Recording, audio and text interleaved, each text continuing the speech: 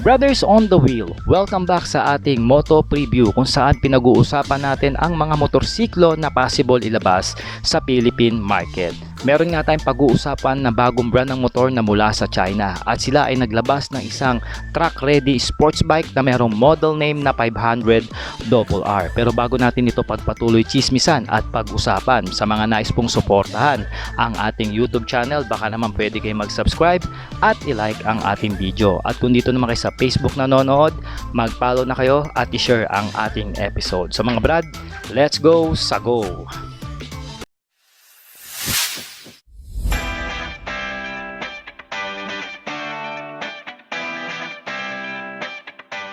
Mga brothers, available na sa Shopee ang ating riding jersey at iba pang mga riding gears na ginagamit natin. Nandyan yung link sa gilid ng video. Let's go! Sa go!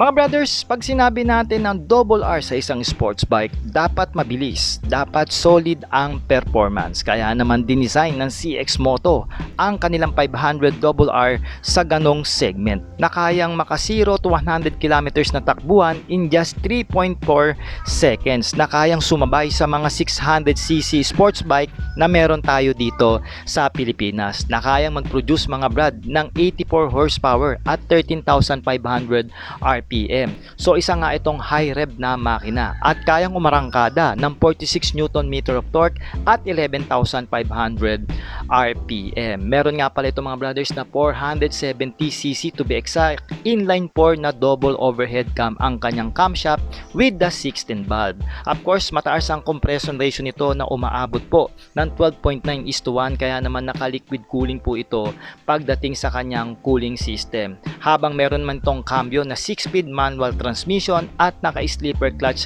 assist na po yan for smooth and less dragging. Sa kanyang fuel system mga brothers, meron itong Bosch EFI at ayon nga sa CX Moto, meron itong 15 liters fuel tank capacity.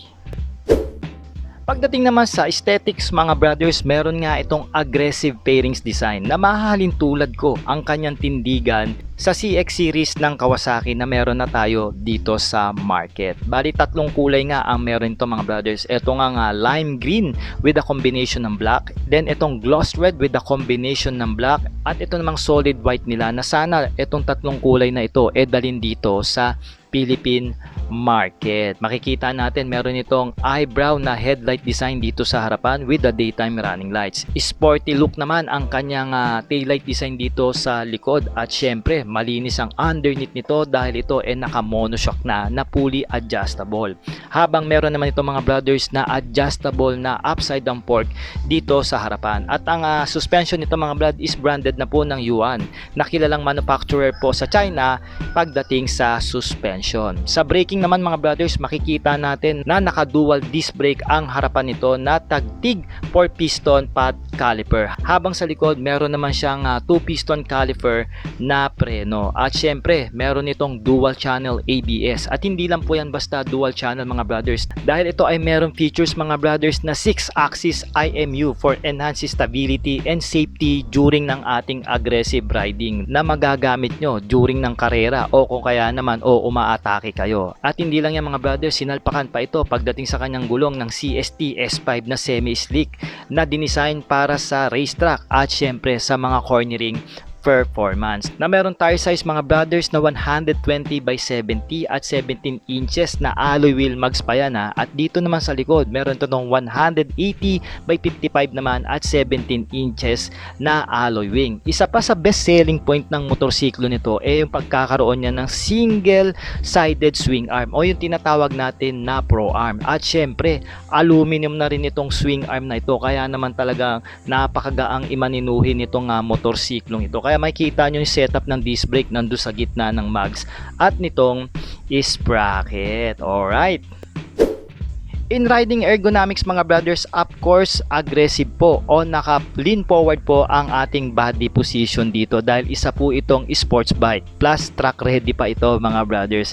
Kaya naman we expect dito na tiis pogi ang ating takbuhan, lalong-lalo na sa katulad kung maiksi lang ang reach pagdating sa braso. Na meron nga itong seat height mga brad na 800mm. For the reference, ako 5'4". Pag umangkas ako dito o sumakay ako dito sa motor na ito, nakatingkayad na ako, pero hindi naman siya tiptoe. At meron itong mga kabuuang bigat mga brothers na 168 kg which is per enough para sa isang 500cc na sports bike. At meron itong mga brothers na wheelbase na 1,395mm. Pagdating naman sa kanyang instrument cluster, ito ay naka TFT display meter panel with the USB charging port na rin yan. Makikita rin natin kung gaano ka-quality ang mga switches nito pagdating sa kanyang handlebar. So mga brad, nakaka-excite hintayin ang motorsiklong ito. At ang tanong na lang dyan kung sino ang magdadala dito sa Philippine market. Siguro maaari itong FKM. At mga brad, kinumbert ko nga ang presyo nito sa ibang bansa pagdating dito sa ating currency at pumapalo ito ng 280,000 pesos. Siguro kung sasama yung duty and taxes pagdating dito sa Pilipinas, papalo ito ng around 300,000 to 320,000 pesos. So mura pa rin para sa isang track ready na sports bike in 500cc displacement. So mga brad, mag-comment ka naman ng yes kung isa ka sa mga nagkakagusto sa motor na ito at isa ka rin sa naghihintay na madala ito sa Philippine market. At sana marinig tayo o madinig tayo ng mga brand dito ng motorsiklo sa Pilipinas. Once again, ako po si Sork Moto, ang inyong ahente at naghahatid ng balita ng mga motorsiklo from China. Alright!